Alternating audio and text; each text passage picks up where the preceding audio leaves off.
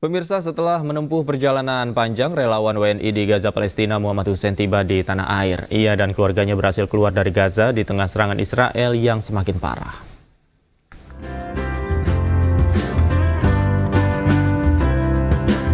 Muhammad Hussein, warga negara Indonesia yang sudah 12 tahun tinggal di Gaza, Palestina, tiba di rumah orang tuanya di Kompleks Pesantren Al-Fatah, Kabupaten Bogor, Jawa Barat.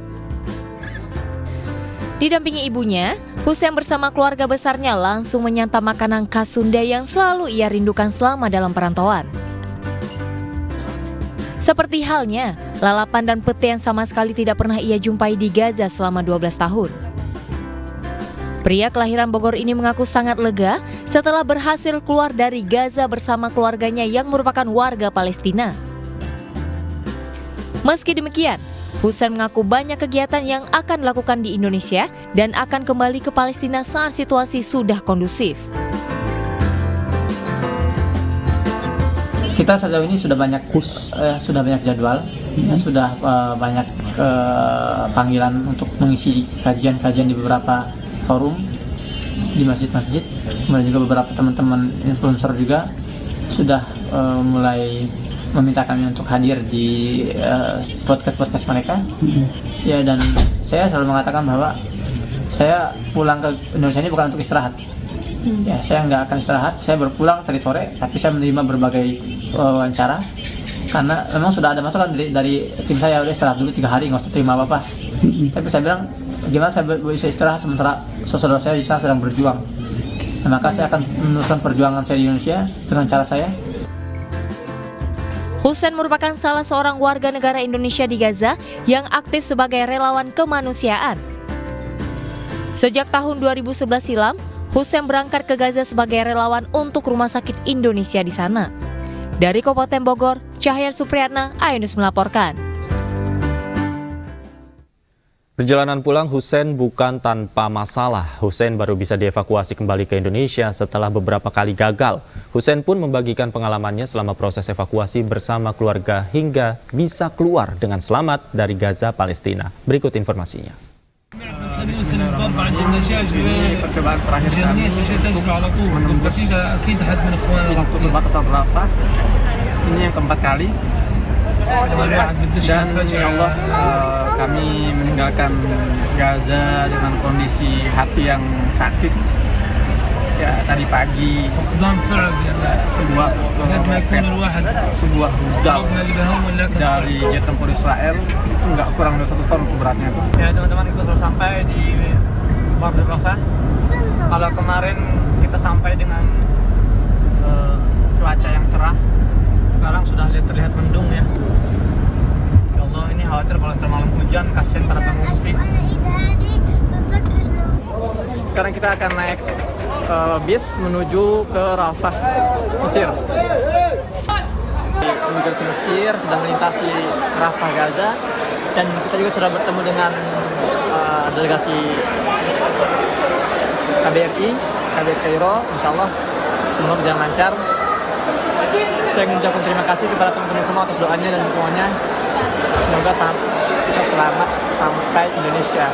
Alhamdulillah, paspor sudah distempel dan sudah dijemput oleh depan sini kan? Ya, para jagoan-jagoan semua, Masya Allah. Nih delegasi dari KBRI Kairo. Alhamdulillah. Mabruk. Depan biar kelihatan. Sampai nih kita sudah meninggalkan ya, siap-siap meninggalkan imigrasi Mesir. Sampai jumpa teman-teman semua di Indonesia. Akhirnya kita meninggalkan Mabar Rafah, ya Allah. Raga saya memang pulang, Pak, tapi hati saya masih di Gaza. Insya Allah akan kembali. Hati saya masih di Gaza ini, Pak. Mudah-mudahan segera damai, kembali lagi di sana. Amin. Doakan ya. Perjuangan, Gencatan senjata, melanjutkan perjuangan membangun Gaza kembali. Insya Allah. Berapapun berkali-kali mereka hancurkan, untuk kali-kali kita akan bangun Gaza, insya Allah. Sampai jumpa lagi Gaza.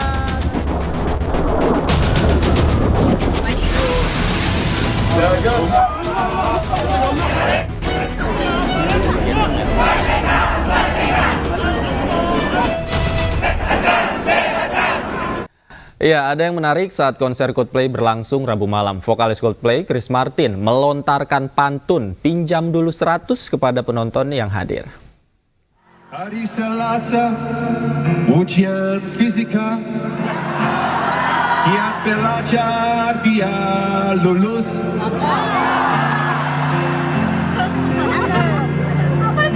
Apa kabar kota Jakarta? Boleh dong pinjam 100.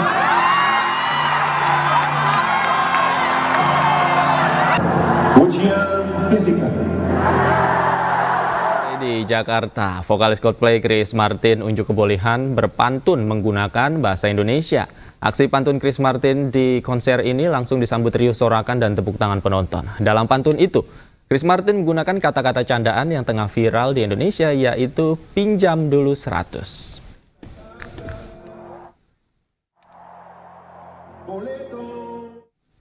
Kemeriahan konser Coldplay yang digelar di Stadion Gelora Bung Karno Senayan, Jakarta malam tadi ternyata menyisakan sejumlah kericuhan, mulai dari persoalan tiket, kapasitas gate masuk yang dijebol hingga penipuan tiket dikeluhkan oleh sejumlah penggemar.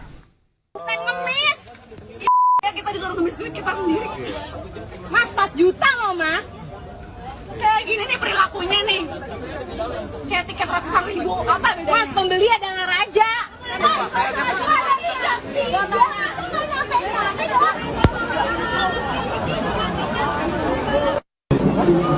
Berarti banyak yang masuk tanpa tiket atau tiketnya double.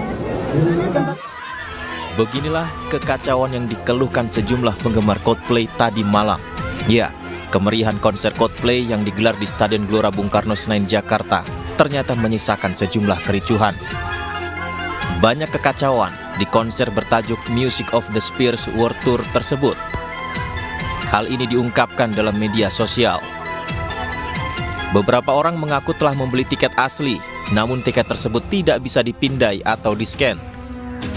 Banyak penggemar Coldplay yang memprotes petugas lantaran tiket asli tidak bisa diakses oleh sistem tiketing. Sejumlah orang akhirnya hanya bisa menangis dan mendengarkan lagu-lagu Coldplay dari luar stadion.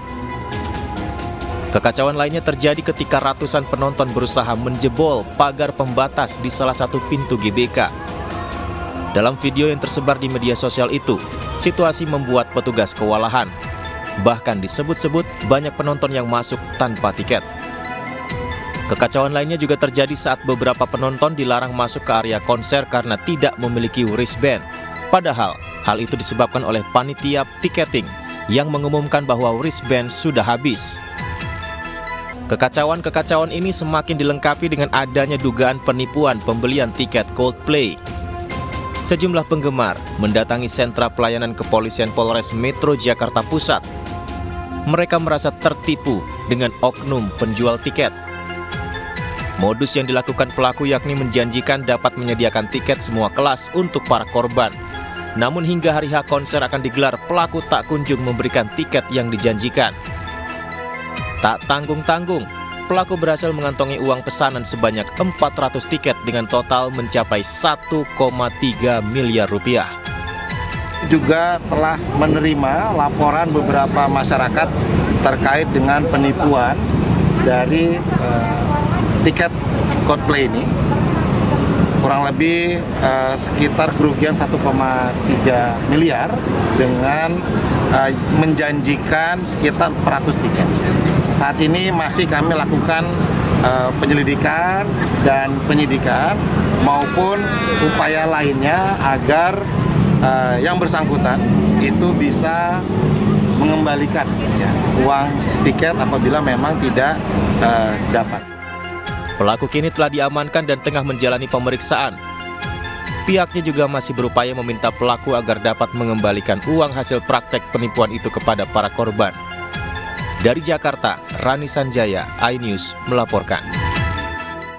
Pemirsa, usai jeda, News Sore masih akan kembali bersama rekan saya, Fani Imaniar. Selamat malam, Fani. Ada informasi apa usai jeda?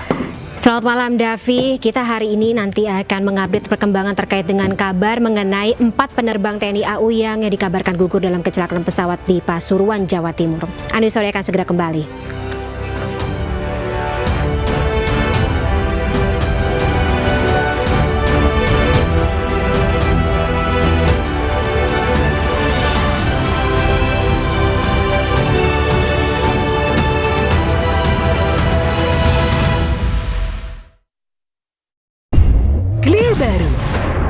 Sampo anti ketombe dengan teknologi terbaik. Dengan kekuatan 10 kali super vitamin. Sikat habis ketombe basah dan